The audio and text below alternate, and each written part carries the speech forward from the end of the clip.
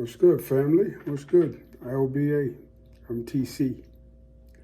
So, it's dark as shit over here, but it doesn't matter. I ain't shot a video in a while.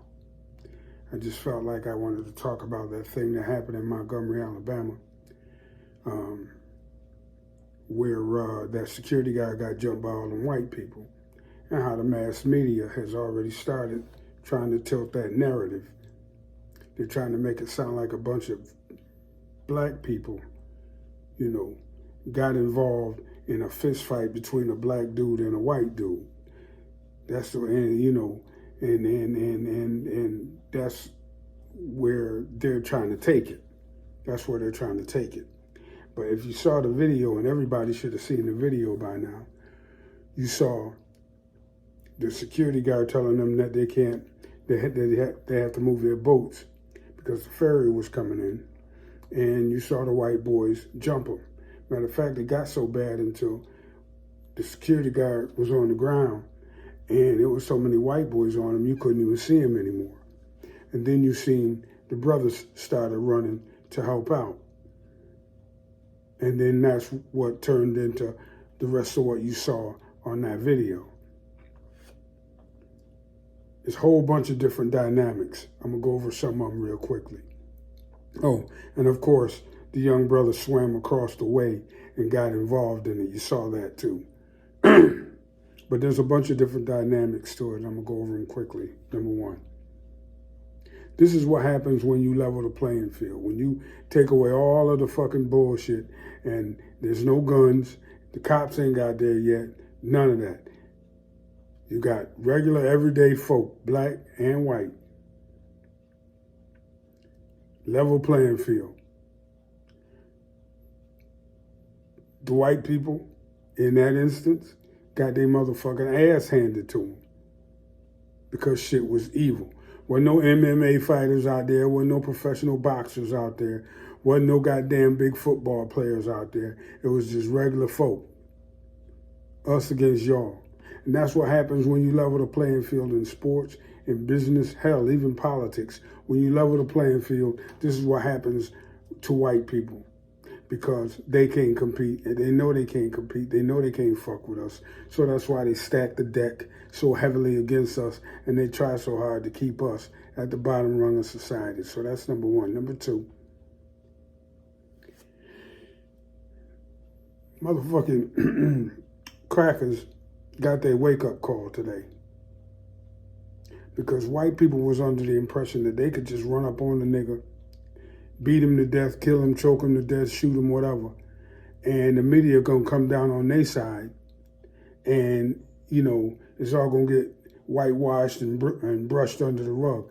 They felt like they got away with J6 so they could get away with anything. Well, no, those days are over. It's like I said, ain't no more soft targets. Ain't no more Jordan Neely's on the subway. Ain't no more of that. That's over with. That's over with. We ain't having that no more. Ain't no more George Floyds. Ain't no more soft targets, bro.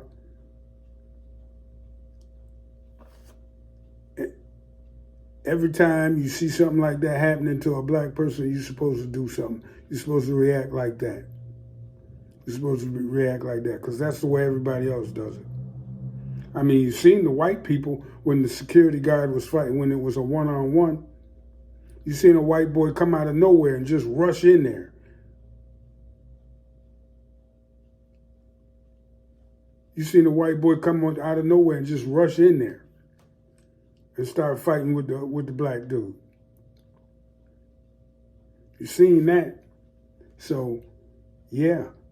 Whenever you see something, you gotta go to it. You can't just whip out your phone and start filming it.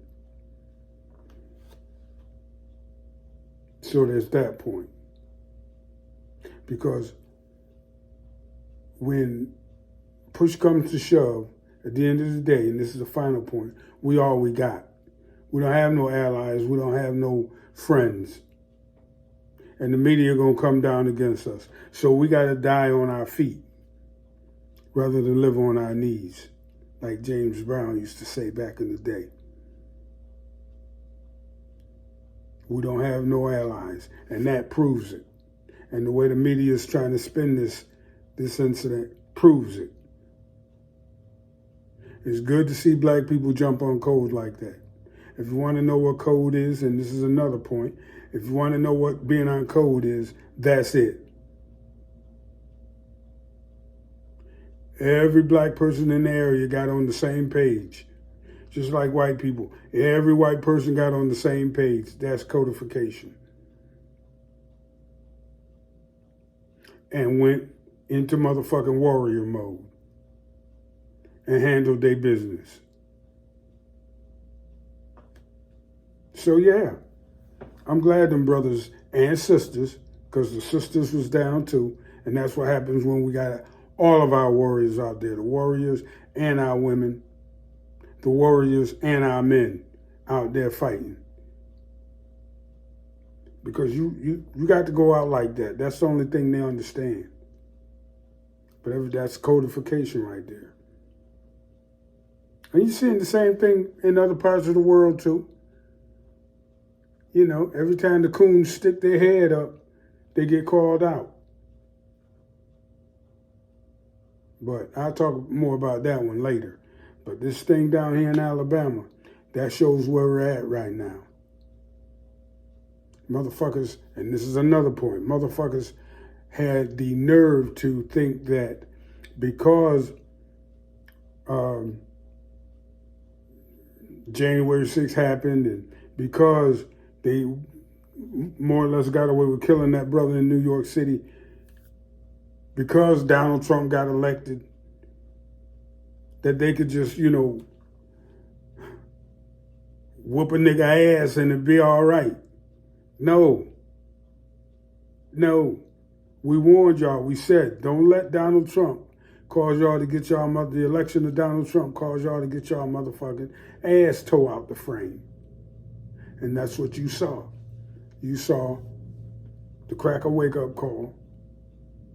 You saw some codification. You saw some crackers get their ass tore out the frame. You saw unification. And that's where we're at right now. Anyway, with that, I'm going to close. Y'all, don't forget to hit the like button, hit the thumbs up button for me, and subscribe to the channel. And I'll catch y'all on the next one. TC, and I'm out. Peace.